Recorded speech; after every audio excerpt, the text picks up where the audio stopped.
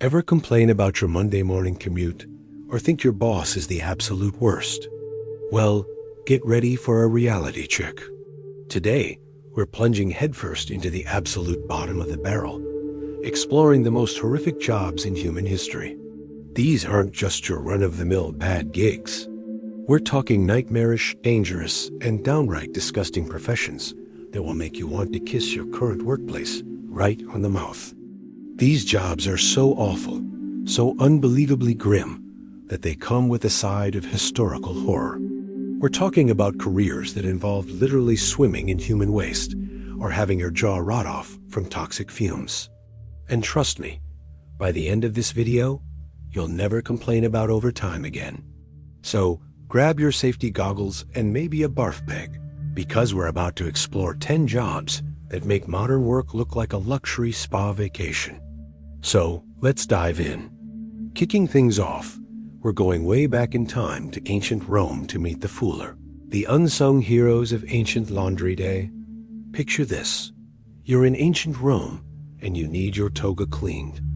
No washing machines, no detergent, no problem.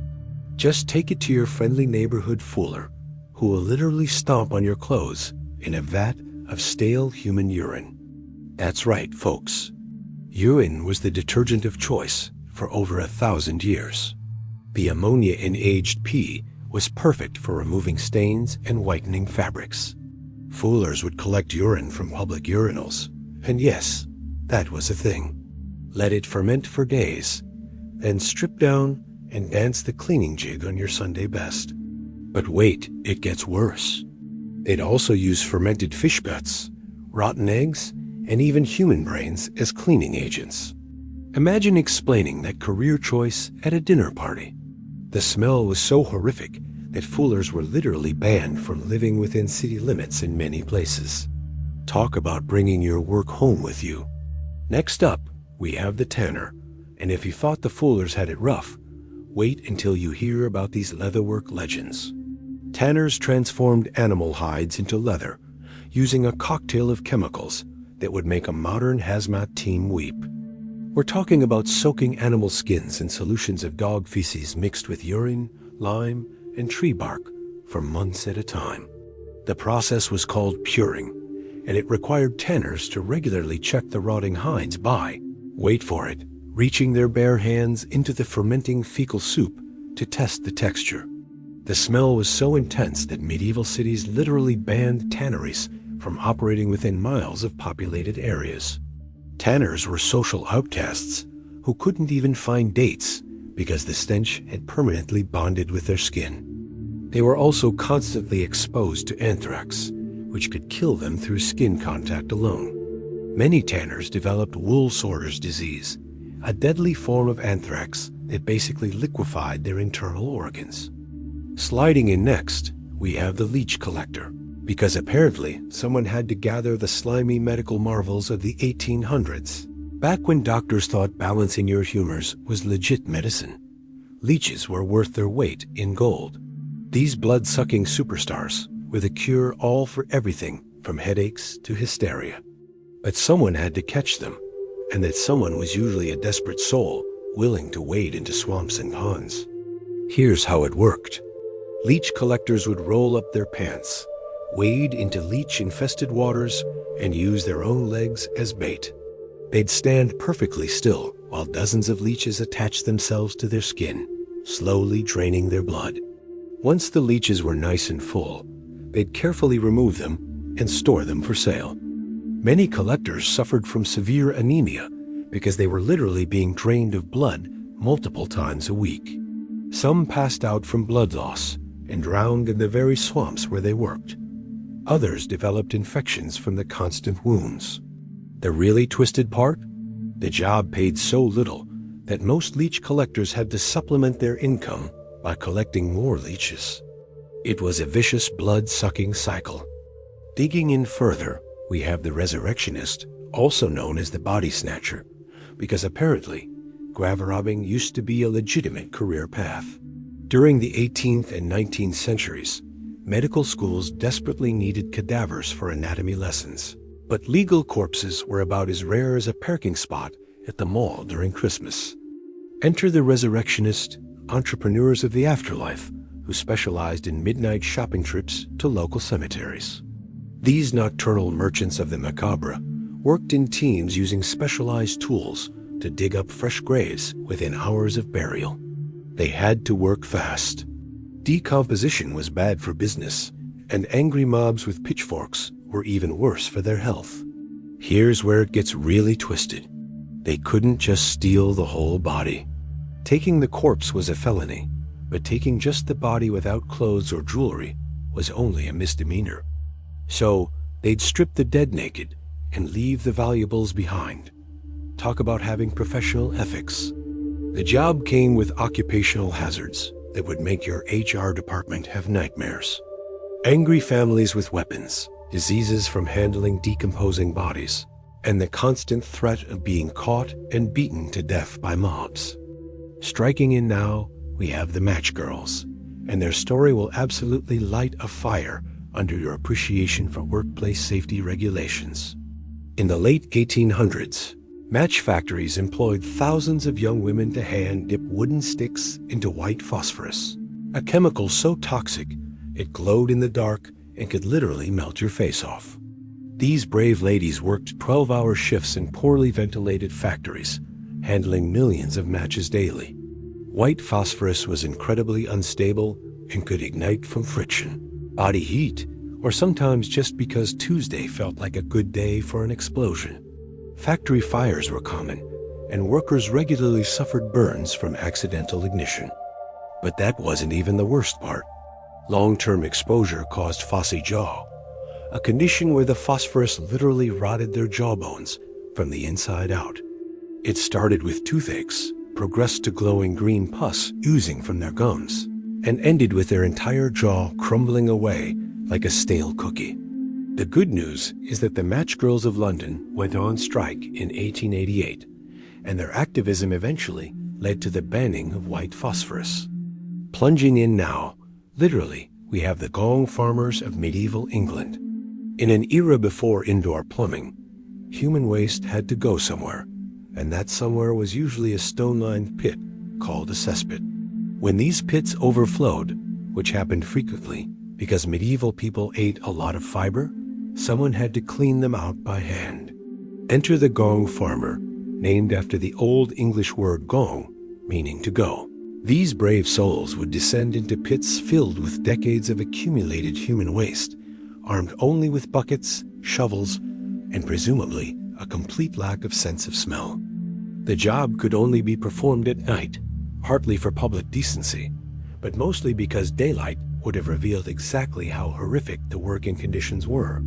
Picture trying to shovel liquid nightmare in complete darkness while standing waist deep in a cocktail of every bathroom visit in the neighborhood for the past 20 years. The health risks were unimaginable. Toxic gases could cause instant unconsciousness, leading to drowning in sewage, which is definitely not how anyone wants their obituary to read. Claiming the #1 spot for the absolute worst job in history, the medieval plague doctor during the Black Death, because apparently someone thought treating the most deadly pandemic in human history with a bird mask and a stick was a solid career move. Picture this. It's the time of Black Death, and someone has to treat the victims.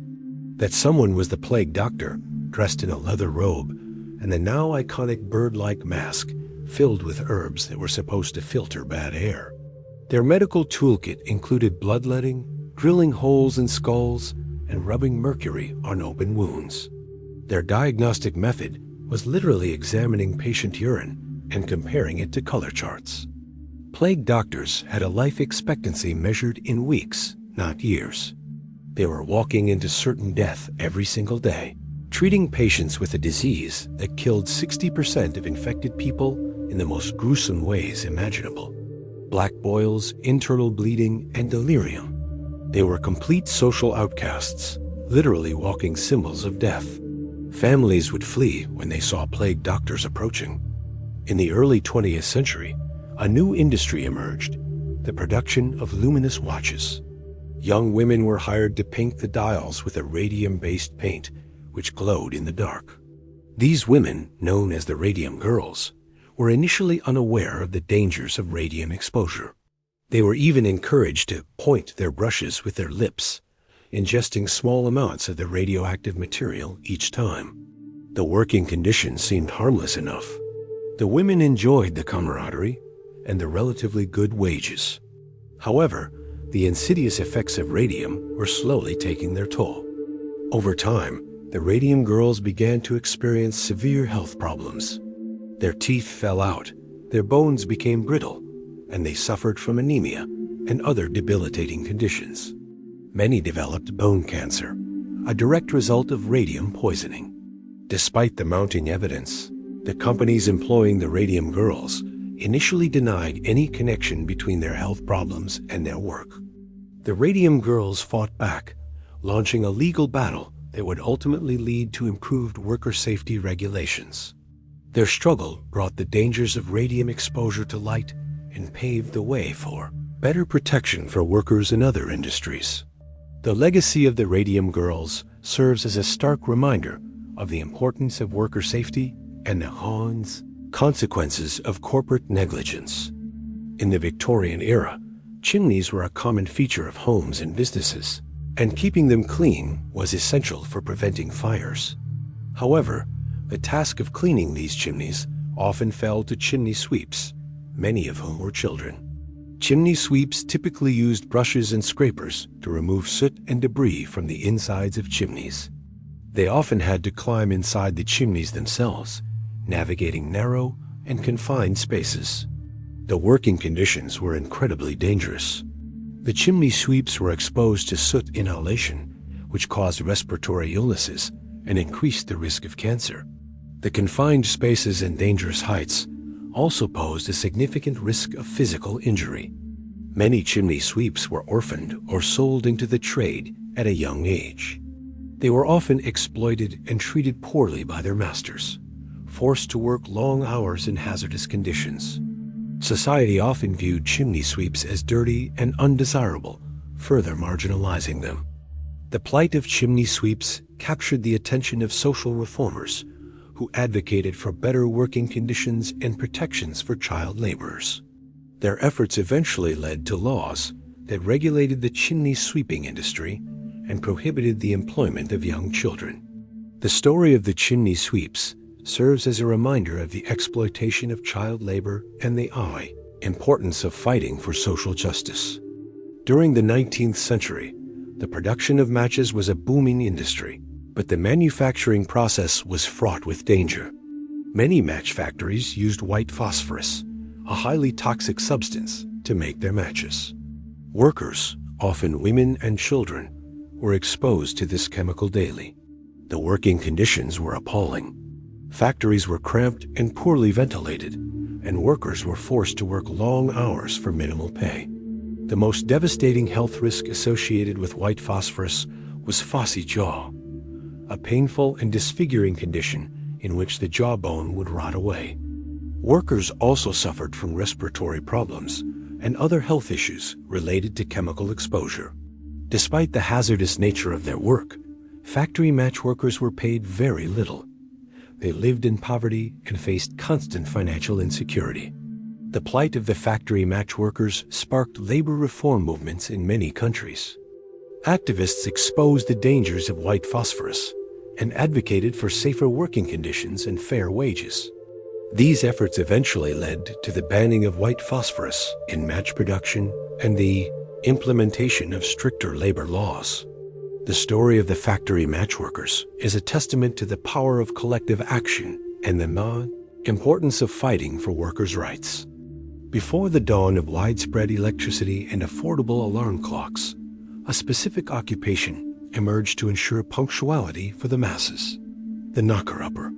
Primarily prevalent during the Industrial Revolution, knocker-uppers were responsible for waking people up, particularly factory workers, to ensure they arrived at their jobs on time. Their tools of the trade were simple: a long stick, often made of bamboo or a similar lightweight material, used to tap on windows and doors until the residents stirred. Some were incredibly skilled with pea shooters, aiming small pebbles at windows to rouse sleepers. The working conditions for knocker-uppers were far from ideal. They had to be up before dawn, year-round, braving all sorts of weather to make their rounds. Rain, snow, or shine, the knocker-upper had to be out there, tapping away. Payment was often unreliable, as knocker-uppers were typically paid per wake-up. This meant that their income could fluctuate depending on the number of people they needed to rouse and the efficiency of their methods. Inconsistent income added to the stress of the job. They provided a vital service, ensuring that the factories had the workforce needed to keep production running smoothly. Yet, they were largely invisible, their efforts often unappreciated. As technology advanced and alarm clocks became more accessible, the knocker-upper gradually faded away, replaced by a more efficient and reliable method of waking up. Reflecting on these historical occupations allows us to appreciate the modern labor standards we often take for granted. Safe working conditions, fair wages, and the right to organize are all the result of hard-fought battles. As we move forward, it's crucial to remember the lessons of the past and to continue striving for a future where all work is safe, dignified, and fairly compensated. Recognizing the value of safe and dignified employment is not just a matter of economics. It's a matter of justice and human rights.